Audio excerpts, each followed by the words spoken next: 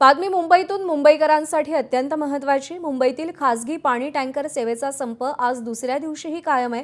त्यामुळे मुंबईकरांच्या अडचणींमध्ये आणखी भर पडली आहे। देशाची आर्थिक राजधानी असलेल्या मुंबईतील व्यावसायिक आणि व्यापारी केंद्रांनाही या संपाचा फटका बसू लागले आहे। बांद्रा कुर्ला कॉम्प्लेक्स अर्थात बीकेसी परिसरात अनेक कॉर्पोरेट कंपन्यांची मुख्य कार्यालये, उंच इमारती, हॉटेल्स आणि रेस्टॉरंट्स आहेत। या आस्थापनांची मोठी पाण्याची गरज टँकरद्वारे भागवली जाते। मात्र संपामुळे टँकर सेवा पूर्णतः ठप्प असल्यानं पाणी पुरवठ्याचा प्रश्न गंभीर बनलाय। बीकेसी परिसरात एका बाजूला शेकडो टँकर उभे असून सेवा बंद असल्याचं चित्र दिसतंय। दुसऱ्या दिवशीही नागरिक, व्यावसायिक आस्थापना आणि कार्यालयांना पाणी टंचाईचा सामना करावा लागत असून या संपावर तोडगा कधी निघणार याकडे सगळ्यांचं लक्ष लागलंय।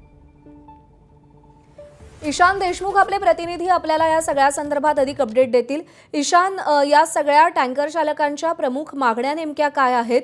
संप पुकारल्यामुळे पाणी वितरण कसं विस्कळीत झालंय आणि मुख्यमंत्र्यांसोबतच्या बैठकीसंदर्भात काय अपडेट्स आहेत?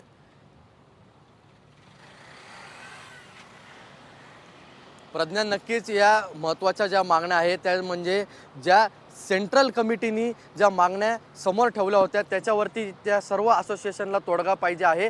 सध्या मी बीकेसी जे आर्थिक केंद्र आहे मुंबईमधलं, जे आर्थिक राजधानी ही मुंबई आहे आणि त्या ठिकाणी आर्थिक केंद्र म्हणजे बीकेसी आहे। त्या ठिकाणी आपण बघू शकतो शेकडो टँकर हे एका बाजूला रस्त्यावर उभे आहेत। कुठेतरी आजचा दुसरा दिवस आहे, संपूर्ण सेवा ही बंद केली आहे या टँकर असोसिएशननी मुंबईमध्ये। त्यामुळे कुठेतरी अडचणी या मोठ्या प्रमाणावरती सर्वसामान्य नागरिकांना सहन कराव्या लागत आहेत। या आर्थिक केंद्रामध्ये अनेक मोठमोठे हेड ऑफिसेस आहेत मोठमोठ्या कंपनीचे, त्यामुळे या ठिकाणी जो एक्सेस वॉटर सप्लाय असतो तो या टँकरद्वारेच केला जातो। पण कुठेतरी आता या कंपनींना अडचण येत आहे। त्याचसोबत या परिसरामध्ये असलेले जे रेस्टॉरंट आहेत, छोटे हॉटेल आहेत, त्यांना देखील या टँकरनेच पाणी सप्लाय होतो। पण कुठेतरी आता संपूर्ण हे टँकर आपण बघू शकतो संपूर्ण या रस्त्याच्या कडेला हे टँकर उभे आहेत। त्यामुळे कुठेतरी या सर्व ऑफिसेसला अडचण होत आहे।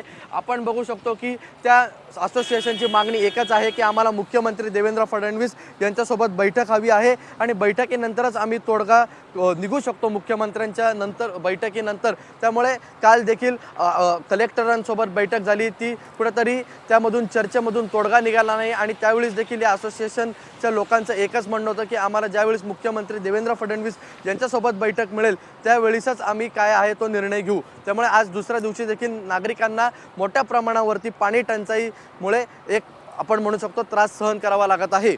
प्रज्ञा। ईशान, धन्यवाद दिलेल्या माहितीसाठी।